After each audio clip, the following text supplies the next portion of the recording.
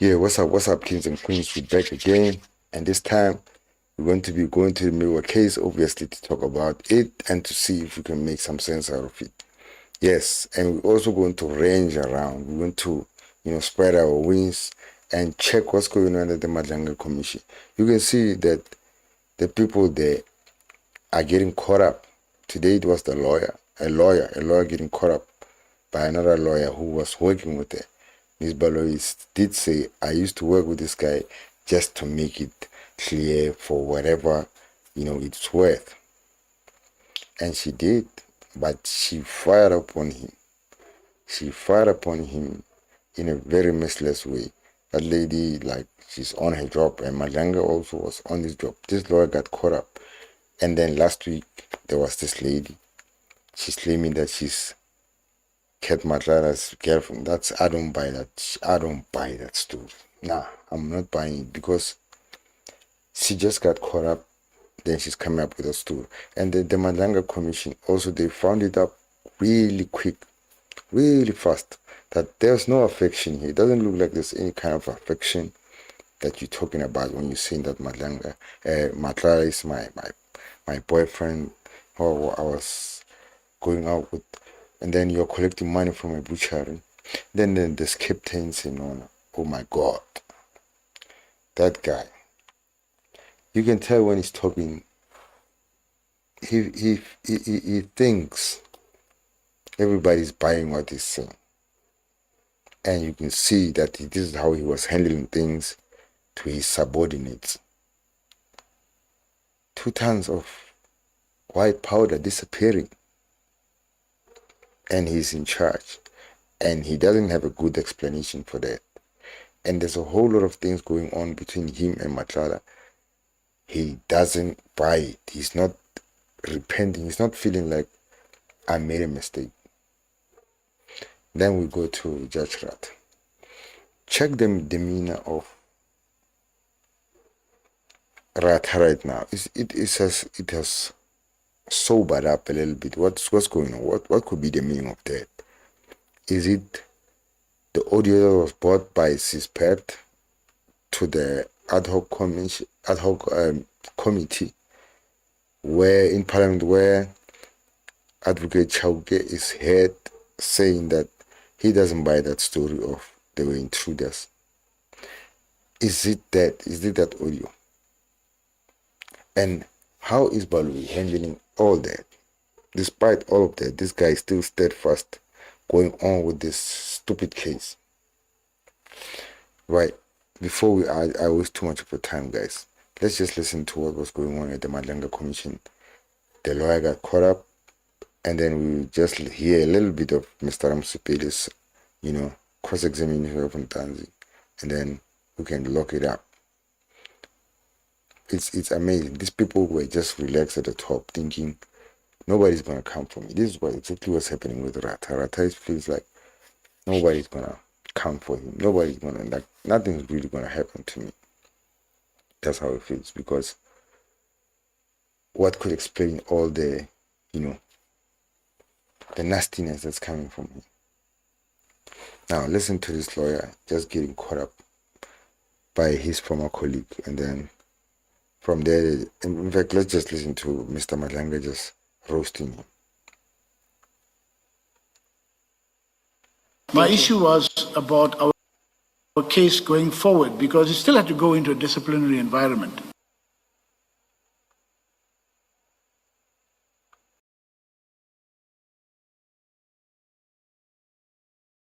We still have to secure all the witnesses. So at the time when somebody is on the accused side, there's several issues that could have been raised. Hence, my intention was, let's just secure our side. What is within our control?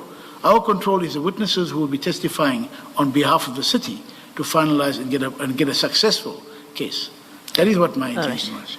Thank you, Mr. Perry. Thank you, Chair.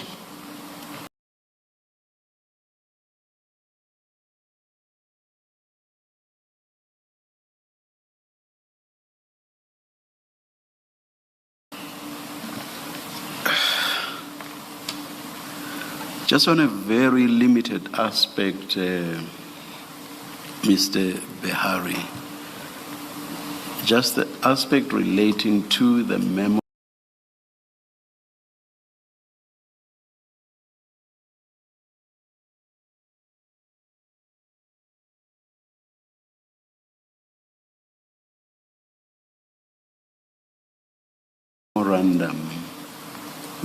let me call it the donation memorandum, just that limited aspect.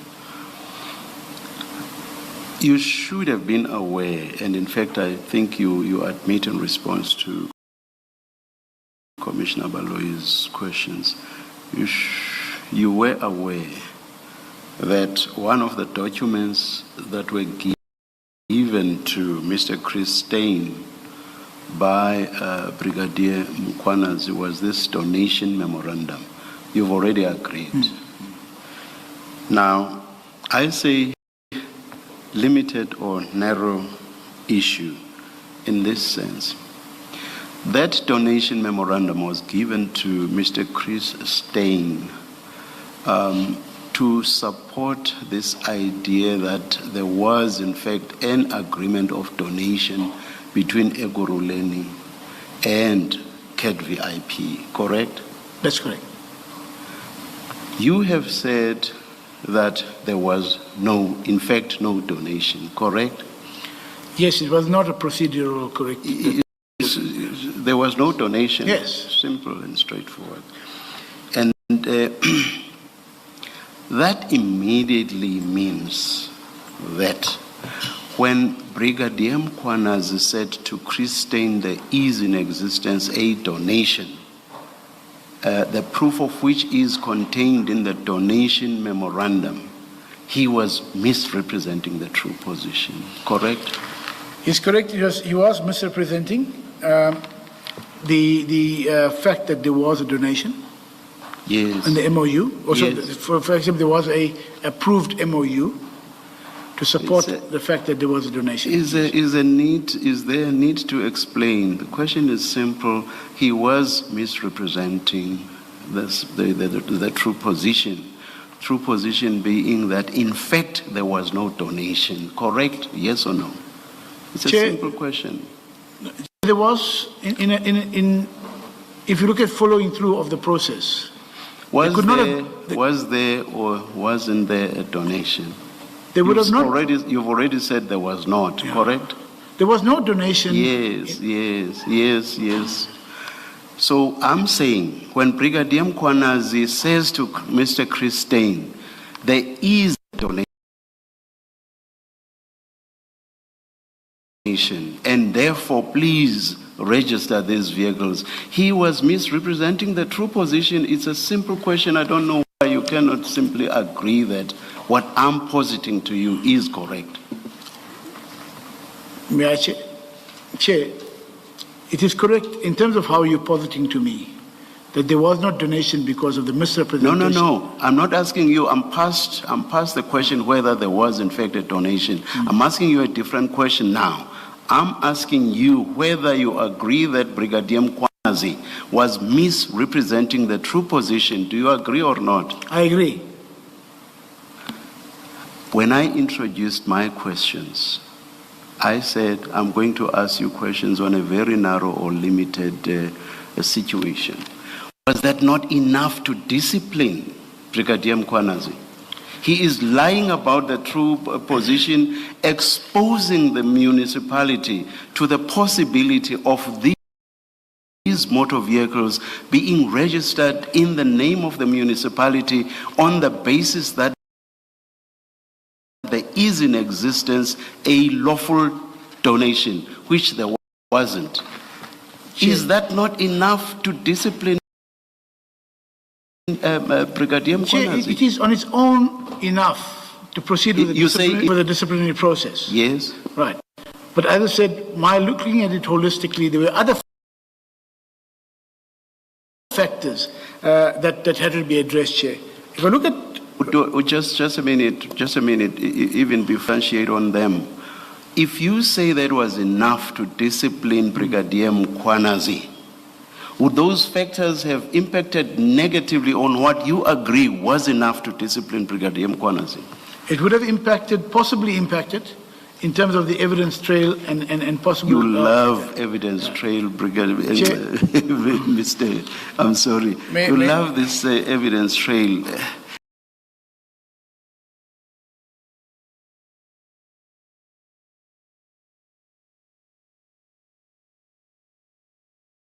Yes, let me listen.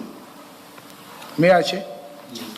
Yes, please. Chair, on page 14 of my affidavit, on 62, I think earlier on in answering it, but we asked that, did you give a way forward? Which paragraph? Which paragraph? 62. I think we referred to that earlier.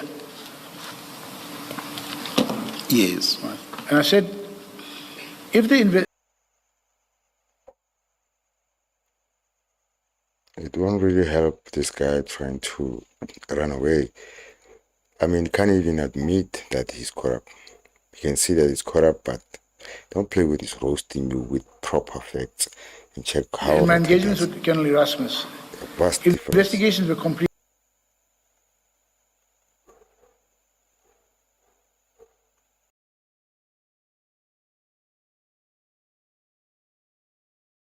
Charges could be proceeded with without extending the suspension.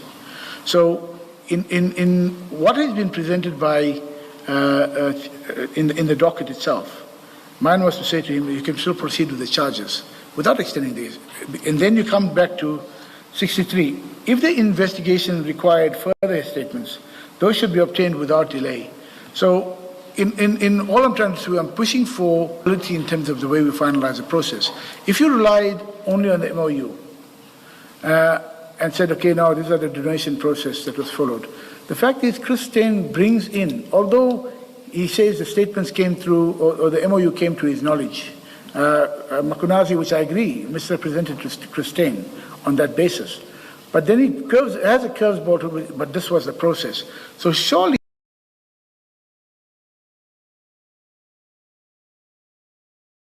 he should have applied his mind and seen, but this document is not approved. Did he merely take it by the word? And that is what I'm saying, that in terms of the evidence trail, did he merely look at an unsigned document? You can see there's no signatures there, yet he proceeds to do what he did. You see, even in response to questions by Commissioner Baloyi, you did the same thing of suggesting that no. Actually, the chief of police was in the wrong here, basically saying he's the one who ought to have been charged. And now again, you seem to be suggesting the same thing, but this time about Mr. Chris Steyn. And the one person who is not in the wrong in your book is Brigadier Mkhwanazi. Everybody else is in the wrong, but not Brigadier Mkhwanazi. Respectfully, Chair. Yes. I've said it very clearly. Mkhwanazi misrepresented. I corrected Commissioner Spies when he said Mkhwanazi. There's no A there. It's Mkhwanazi. Mkhwanazi, please. Okay. Mkhwanazi is in the wrong, or was in the wrong, in the misrepresentation. And I Chair, again, I'm focusing on the fact is... Did you ever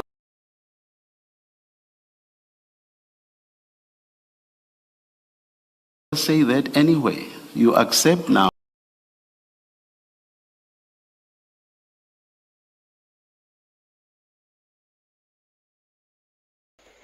That the Madlanga is not playing.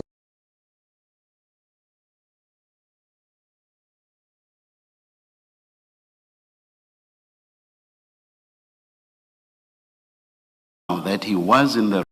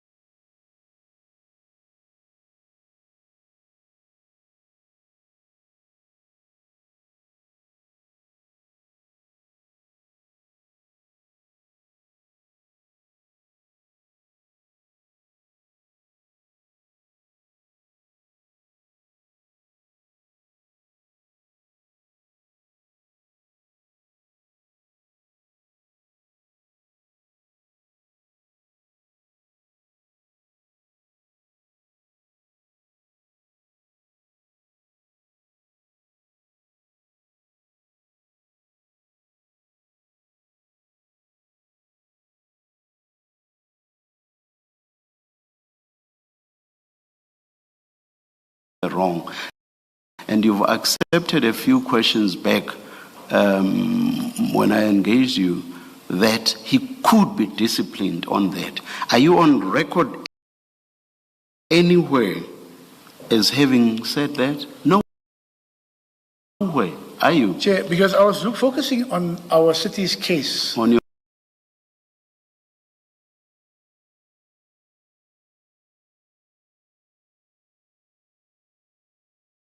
evidence trail. On my evidence trail. Which you so love, yes. Yeah. Chair, my apologies, Chair, if I'm offending or yes. But if you allow me, then. Yes, yes. I was in that environment.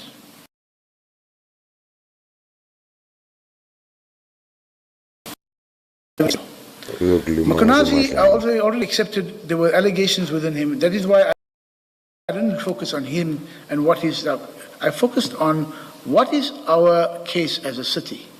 What do we need to ensure that we cover up all the loopholes so that we have a successful case against Mkonazi. The same issue was my concern on the chief of police. And if he says, I'm hearing now this, he says that the document never came before he denied it. I looked at that stage of the affidavit of Jermaine Fortin. I looked at the affidavit of Lethal Tires, his secretary, who printed those documents and left there. So those were the issues in the engagement. So in terms of getting us, get all the witnesses, so if Chief of Police comes now and says, no, I was not aware of it, then surely Chief of Police will be called in some way to answer, even not as an implicated or accused person, but as in the witness environment, which he would have been testifying. So in order to strengthen the city's case, Chair, this is why. Who denied what document? Somewhere in this response you said somebody denied some document. Who denied what document? If I may, I don't know if I'm quoting what you said, stated Commissioner Boloi, when you said Chief came and said that the documents did not come. Maybe, I don't know if I misunderstood that. All right. No, I just wanted to be... Going on here. You see what's going on. This guy is just grabbing onto whatever is in the air. And now he's flying with it. Now the judge caught him again. He just wanted to bring him back to that little point and say, you said, when you were responding there, you said somebody denied something. Who denied what? And he now can't substantiate it. So this is what was going on at that city of Johannesburg. This is the lawyer who was dilly-dallying when it comes to charging Mkonazi, but he's got a good advice on what to do when it comes to charging Spies and all these other guys that you are claiming that they deserve to be charged. Yet Mkonazi, he's admitting that Mkonazi was in front of Madlanga, but he doesn't want to admit that this guy was supposed to be charged because he knows he fucked up.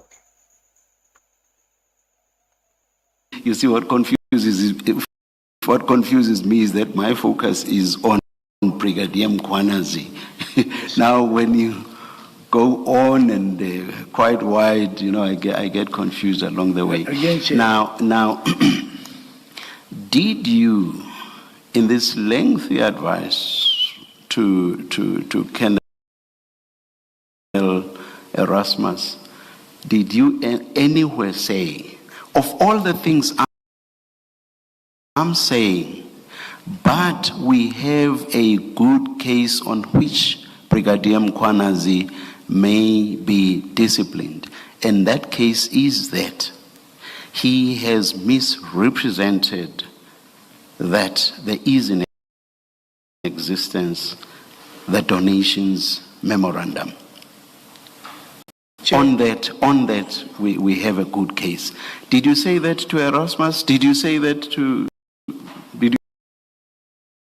Erasmus? Yeah, I did not say that to Colonel Erasmus. I'm very sorry for not using I did not say that to Lieutenant Colonel Erasmus, because I've accepted that the Brigadier's Mkonazi's statements also confirmed that he did misrepresent to, Christine.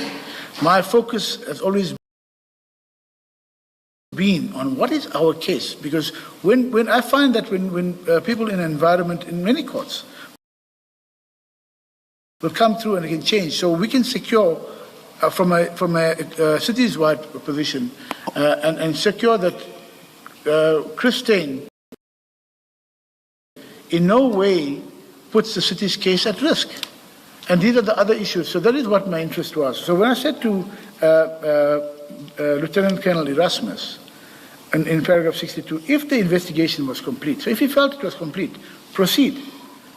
You see, my difficulty is that of all the many things you said, and of all the many difficulties you said were facing the EMPD, not once do you say, but we have a good case here. That's my problem.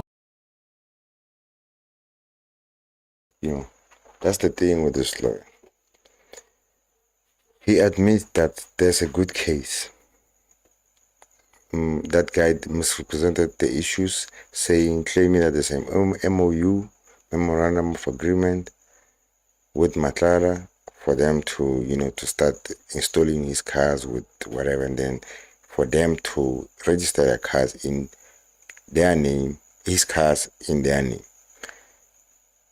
He knew that Mkonazi broke that protocol by misrepresenting that, but he doesn't have a guard to charge him. Yeah, that's what is going on. It's a problem. This thing of what's going on at the Madlanga Commission. It's just the tip of the iceberg. Trust me. It's going on all these municipalities. We are slowly evolving into a system of oligarchies, like in Russia. Oligarchies, people who are super rich, who are hanging on to government positions, and they are just channeling money to family bloodlines. That's what's going to happen here. Anyway, guys, I don't want to take too much of your time. I don't even have the balls to even go and check at the Meyiwa trial. I don't talk about it. Maybe tomorrow. Maybe there will be some fireworks. Rata will get mad. But last week what he was doing was just beautiful.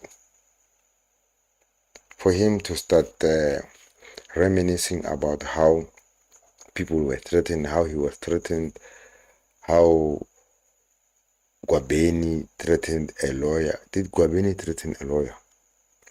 So is this how the judge is viewing these things? Like, this judge is not applying rationale on this case. Just listen to Madlanga, how like the type of questions that he's applying, the type of logic that he's applying when he's questioning you. And he's even constricting you to say, don't stray. This is what we're talking about. Because you can see that this lawyer likes to slide from the truth. He doesn't want to face the truth. Every time he's caught up, he wants to say, no, if we were just looking about if the city had a good case. You just said there was a case. So if you as a lawyer see there's a case, where is the doubt coming from now? Anyway, guys, let me not take too much of your time.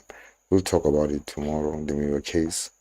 We'll get more in depth into that, but we'll be looking with a keen eye what's going on at the Madlanga Commission, because this is what's going on with our police. You can see all the police there. Look at this lady. A pension she would have had and everything. They were doing these things thinking nothing's going to happen. She would have had a whole lot of more money than she got from Madlanga. She couldn't even buy a car. That's what she was saying. She was even struggling to get money for him for medicine, things like that. Or Zempic, whatever they were calling it. Just for that, she was willing to go all out, give Madlanga information, train him on how to bypass some of the processes to, claim money quicker. Then she's on him. She's on him. Get the money. This is what's happening there. Anyway, guys, let me know.